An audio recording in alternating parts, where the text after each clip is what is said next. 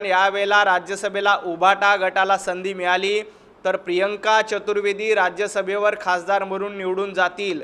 प्रियंका चतुर्वेदी खासदार होऊ नये यासाठी संजय राऊत स्वतः प्रयत्न करतायत आणि यावेळेला राज्यसभेची निवडणुकीमध्ये उभाटा गटाला जागाच मिळू नये यासाठी संजय राऊत यांच्या डोक्यामध्ये गणित चाललंय।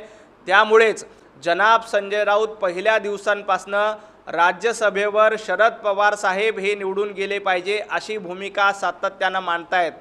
मुळामध्ये आदरणीय शरद पवार साहेबांना राज्यसभेवर जायचं का नाही जायचं याबद्दल पवार साहेबांनी अद्याप भूमिका स्पष्ट केली नाही, परंतु प्रियंका चतुर्वेदींना राज्यसभेवर संधी मिळू नये म्हणून जाणीवपूर्वक संजय राऊत हे शरद पवार साहेबांचं नाव पुढे करण्याचा प्रयत्न करतायत आणि प्रियंका चतुर्वेदी राज्यसभेवर निवडून जाऊ नये हा संजय राऊत यांचा प्रयत्न आहे। त्यांना माहिती आहे की प्रियंका चतुर्वेदी राज्यसभेवर निवडून गेल्या तर पुन्हा येणाऱ्या काळात आपल्याला देखील राज्यसभा मिळणार नाही, कारण येत्या काही दिवसात संजय राऊत यांच्या राज्यसभेची टर्म देखील संपणार आहे।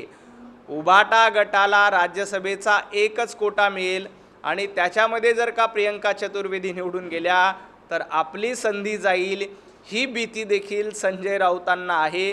जाणीवपूर्वक संजय राऊतांनी आज पत्रकार परिषद घेताना मराठी भाषा हे का करतायत, कारण प्रियंका चतुर्वेदी यांचं नाव पुढे येतंय। प्रियंका चतुर्वेदी उभाटा गटाकडनं निवडून गेल्या तर पुढच्या वेळेला संजय राऊतांना संधी मिळणार नाही, मग आता मराठी कार्ड खेळण्याचा प्रयत्न करतायत। जेव्हा मागच्या वेळेला प्रियंका चतुर्वेदींना निवडून दिलं तेव्हा मराठीचा मुद्दा नव्हता का, तेव्हा तुम्हाला मराठीचा अजेंडा मराठीचा मुद्दा आठवला नाही।